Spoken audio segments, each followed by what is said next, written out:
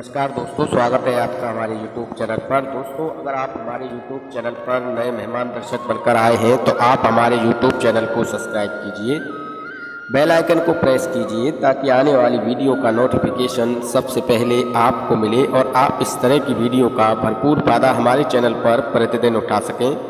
दोस्तों, हम अपने चैनल पर आपके लिए ज्ञानवर्धक वीडियो और ज्ञानवर्धक प्रसंग लेकर हाजिर होते हैं और कोशिश करते हैं कि आपका ज्ञान हमारी वीडियो से निरंतर इसी तरह बढ़ता रहे और आप हमारे चैनल पर इस तरह की ज्ञानवर्धक वीडियो व प्रसंग देखते रहें।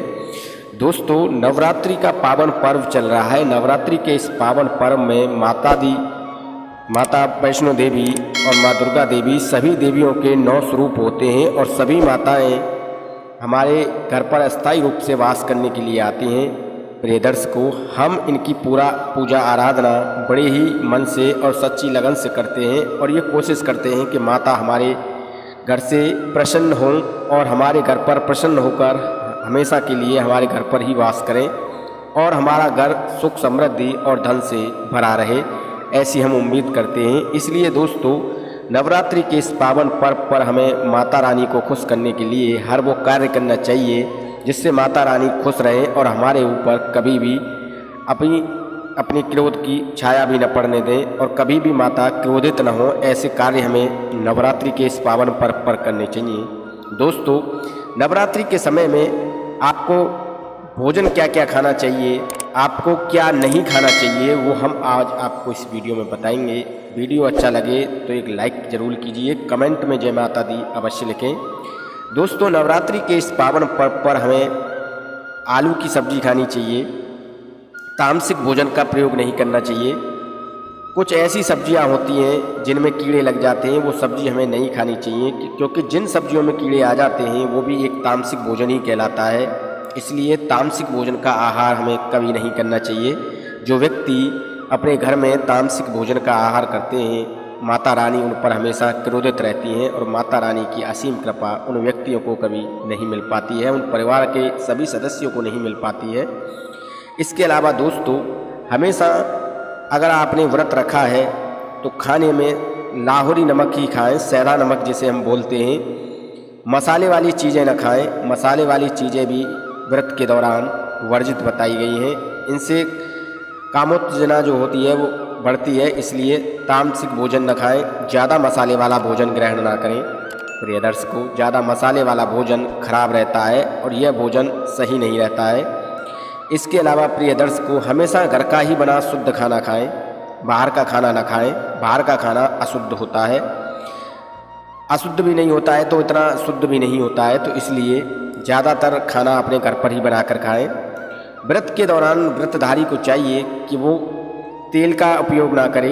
खाने में तेल का प्रयोग वर्जित बताया गया है, रिफाइंड का प्रयोग भी वर्जित बताया गया है। हमेशा खाने में शुद्ध घी होना चाहिए या फिर मूंगफली का तेल आप ले सकते हैं, ये आप भोजन के दौरान ग्रहण करें। समा के चावल, फल इत्यादि वगैरह आप व्रत के दौरान खा सकते हैं। प्रिय दर्शकों, घर में टमाटर, बैगन, गोभी, पालक, इन सभी चीज़ों को भी वर्जित बताया गया है। ये सभी चीज़ें आपको व्रत के दौरान नहीं खानी चाहिए।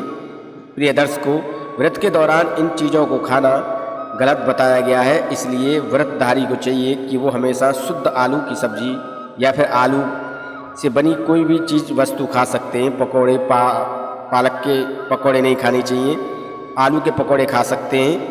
आप जो है आलू के पकोड़े कूटू के आटे में बनाकर खा सकते हैं, कूटू के आटे के पकोड़े खा सकते हैं।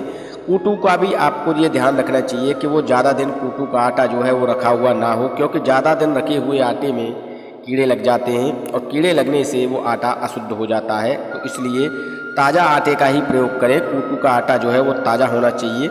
इसके अलावा आप व्रत में समा के चावल की खीर बनाकर खा सकते हैं।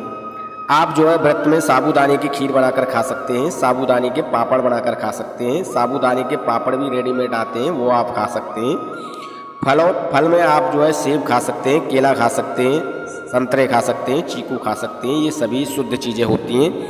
दोस्तों, हमेशा माता रानी को प्रसन्न करने के लिए शुद्ध चीज़ों का ही प्रयोग करना चाहिए।